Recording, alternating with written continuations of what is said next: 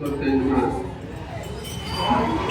ದಿವಸ ಗಣೇಶ ಜಯಂತಿ ಹಾಗೂ ನಿನ್ನೆ ವಸಂತ ಪಂಚಮಿ.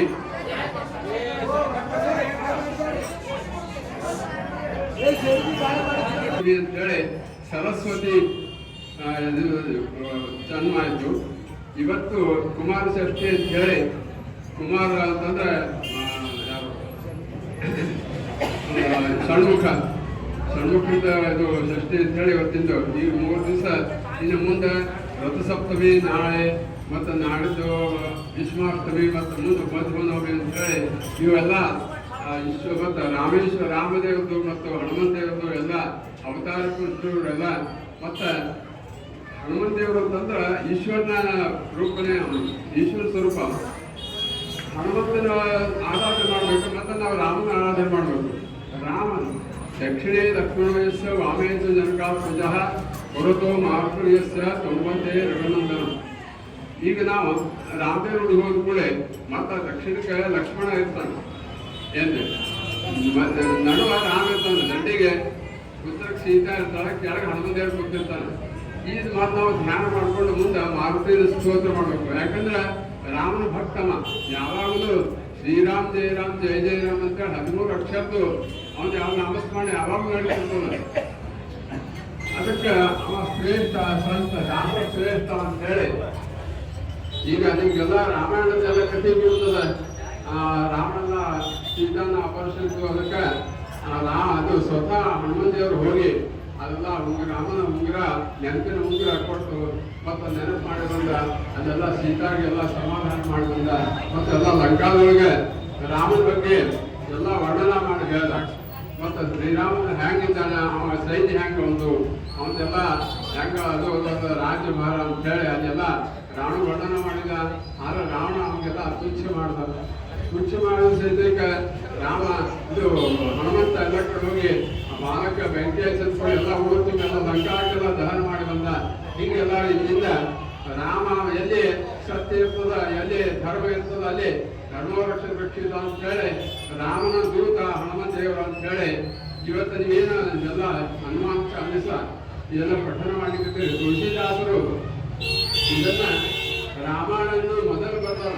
ರಾಮಾಯಣ ಆಗೋಕ್ಕಿಂತ ಮೊದಲ ರಾಮಾಯಣ ಬರ್ತಾರ ತುಳಸಿದಾಸರು.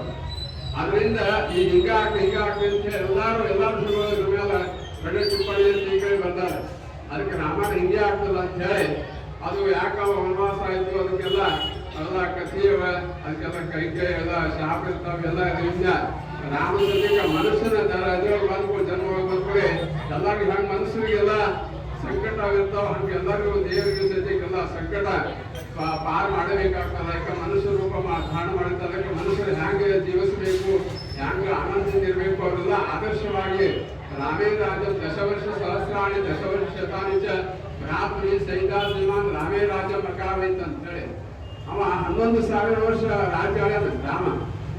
ದಶವರ್ಷ ಸಹಸ್ರಾಣಿ ದಶವರ್ಷ ಶತಾನಿ ಚ ಭ್ರಾತೃ ಅಂತವ್ರ ಜೊತೆ ಕೂಡ್ಕೊಂಡು ತಾನು ರಾಜ್ಯ ಆಳ್ಯಾನ. ಹಂಗ ಅವಾಗ ತರವಾರ ಕಮಲ ಎಲ್ಲ ಹೂವು ಹಣ್ಣು 12 ತಿಂಗಳು ಇರ್ತಿತ್ತು.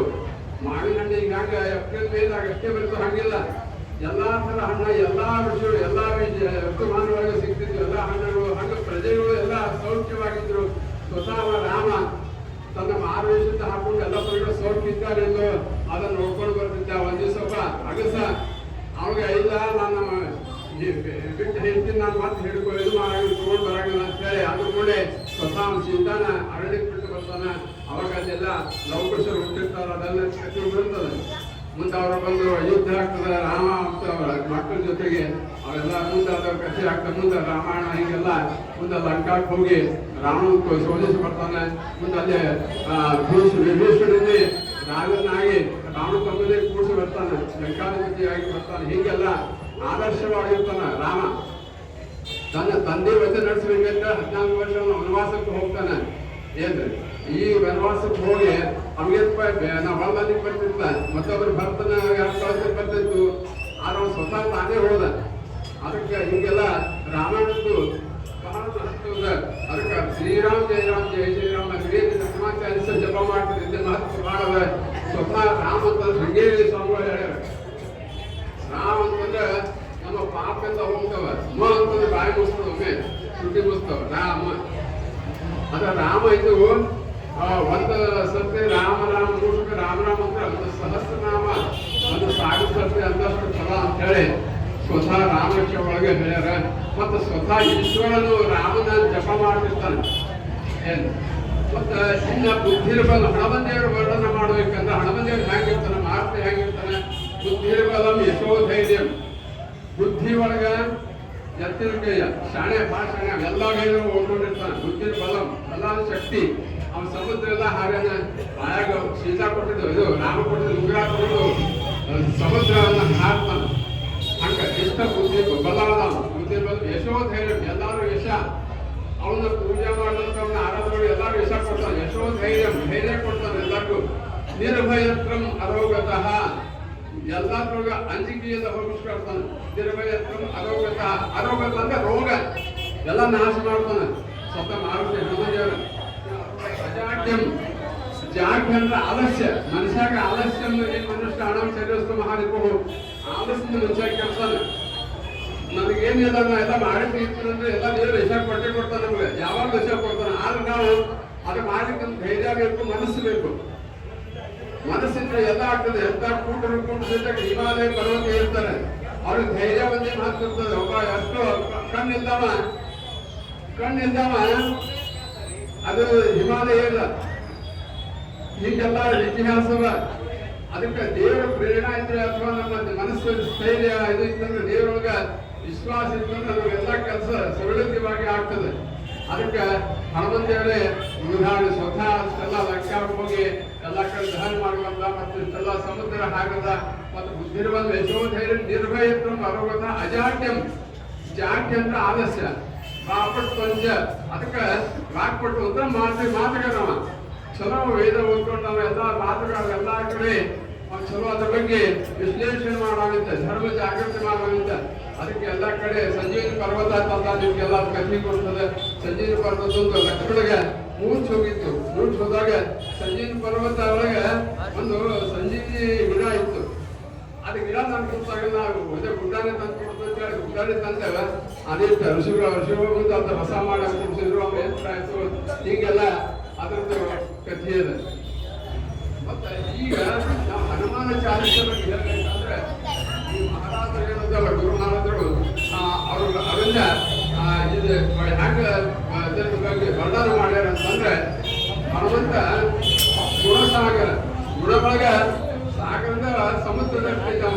ಒಳ್ಳೆ ಗುಣ ಮತ್ತೆ ಜ್ಞಾನ ಗುಣ ಅನಂತ ಆಗಿದೆ. ಮತ್ತು ಸ್ವರ್ಗ ಭೂಮಿ ಪಾತಾಳ ಎಲ್ಲ ಬಂದ ಮಾಡವ ಏನ್ರಿ. ಮತ್ತು ಅವ್ರ ಹೆಂಗ ನೋಡ್ಲಿಕ್ಕಂದ್ರೆ ಅಜಾನುಭಾವ ಹೋಗ್ತಾರೆ. ಅಗ್ನಿ ಯಾತ್ರ ಬೇಸ ಕೆಂಪ ಮತ್ತು ಬಂಗಾರ ಬಣ್ಣ ಸುಂದರ ವಸ್ತ್ರ ಅಲಂಕೃತ ಕಿವಿಗಳಲ್ಲಿ ಕುಂಡಲ ಇವು ಆಭರಣ ಕಿವಿ ಆಭರಣ ಎಲ್ಲ ಹಾಕ್ತಾರೆ. ವಜ್ರ ಮತ್ತು ಧ್ವಜ ರಾಮನ ಧ್ವಜ ಹೇಳ್ತಾನೆ.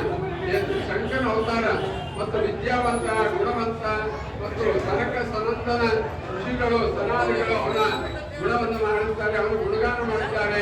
ಮತ್ತು ಅವರಿಗೆ ಯಾರು ಶರಣ ಹೋಗ್ತಾರಲ್ಲ ಅವ್ರಿಗೆ ಯಾವುದೋ ಅಂಜಿಕೆ ಬರಂಗಿಲ್ಲ. ಭೂತ ಪಿಶಾಚಿ ಎಲ್ಲ ಅಂಜಿಕೆ ಅವರಿಂದ ಸ್ಮರಣ ಮಾಡೋದ್ರಿಂದ ಇವತ್ತು ಎಷ್ಟೋ ಮಂದಿ ಶನಿವಾರ ಎಲ್ಲಾ ದೇವರು ಬಿಡ್ತಾರೆ, ಹನುಮಂತರು ಬರ್ತಾರೆ. ಯಾಕೆ ಕಾರಣ ಅಂದ್ರೆ ಹನುಮಂತೇವರ ಅಂಜಿಕೆ ಹೋಗ್ಲಾಡ್ತಾರ ಮತ್ತು ಅವ್ರಿಗೆಲ್ಲ ಶರಣರು ಬಂದವರಿಗೆಲ್ಲ ರಕ್ಷಣೆ ಕೊಡ್ತಾರೆ. ತಮ್ಮ ಕೆಲಸ ಎಲ್ಲ ಸಿದ್ಧಿ ಮಾಡ್ತಾರೆ.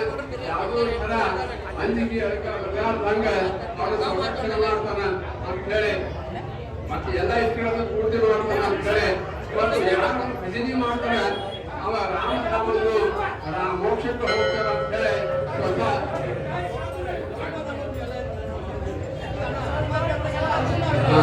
ಇಷ್ಟೆಲ್ಲ ಅದು ವರ್ಣನೆ ಮಾಡಿದ್ದಾರೆ.